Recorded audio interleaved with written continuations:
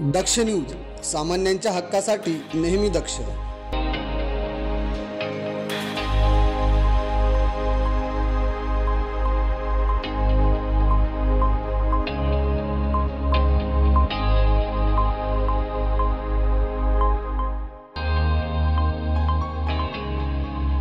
Supreme कोर्टाने सोमनाथ सूर्यवंशी यांना न्याय मिळवून दिल्याने वंचित बहुजन आघाडीचे सर्वेसर्वा ॲडव्होकेट प्रकाश उर्फ बाळासाहेब आंबेडकर यांचे शालिमार येथील डॉक्टर बाबासाहेब आंबेडकर यांच्या पुतळ्यापाशी वंचित बहुजन आघाडी, वंचित युवा आघाडी आणि सम्यक विद्यार्थी संघटनेच्या वतीने जोरदार अभिनंदन करण्यात आले.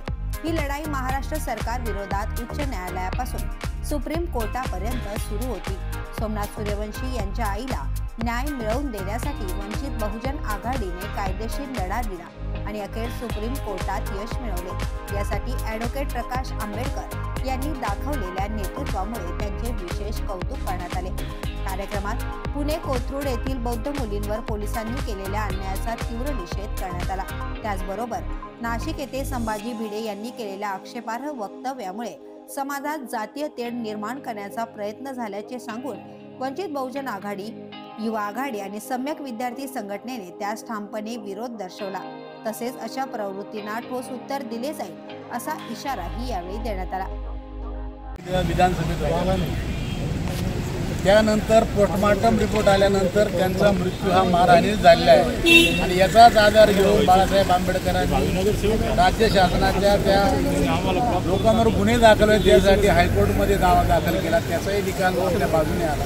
नंतर महाराष्ट्र शासन सुप्रीम कोर्टात अपिलामध्ये गेलं. त्या ठिकाणी बाळासाहेब आंबेडकरांनी बाजू मांडली. त्याचाही निकाल आपल्या बाजूने त्या संबंधित लोकांवर गुन्हे दाखल करावे हा आम्ही आमचा विजय समजून त्यासाठी आज बाळासाहेब आंबेडकरांचं अभिनंदन करण्यासाठी आणि या ठिकाणी जमलेलो आहोत. त्याबद्दल बाळासाहेब आंबेडकरांचं अभिनंदन. तसंच एक निषेधही करायसाठी आम्ही जमलेलो आहोत की आज नाशिकमध्ये एका विषारी नागाची एंट्री झाली. विषारी नाग आज नाशिकमध्ये येऊन विषमतेचं बीज पेरणार आहे, विषमतेचं बीज पेरणार आहे.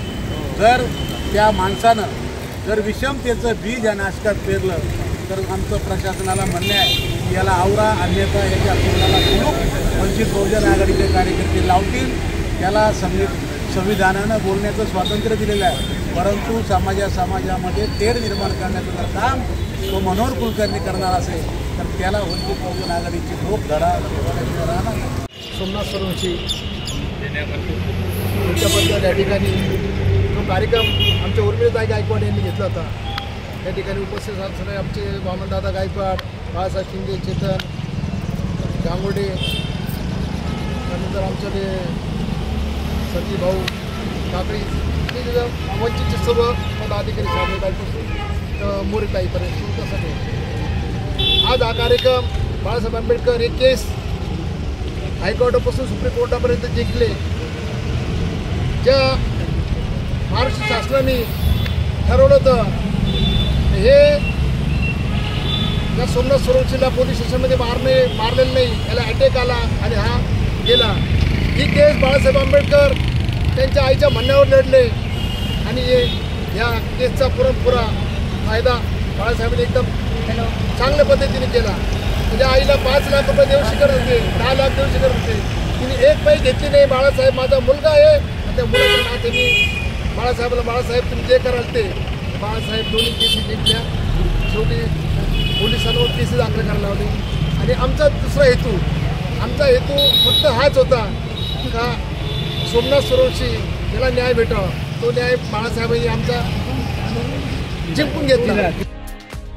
या कार्यक्रमाला वंचित बहुजन आघाडीचे ज्येष्ठ नेते दीपचंद दोंदे, वामन गायकवाड, बाळासाहेब शिंदे, संजय साबळे, संदीप काकळे, शार्दूल, दीपक भंडारी, गांगुर्डे, वंचित युवा आघाडीचे साळवे, पगारे, भवर तसेच महिला आघाडीच्या जिल्हाध्यक्षा उर्मिला गायकवाड, महिला पदाधिकारी आणि असंख्य कार्यकर्ते मोठ्या संख्येने उपस्थित होते. भास्कर साळवे, दक्ष न्यूज, नाशिक.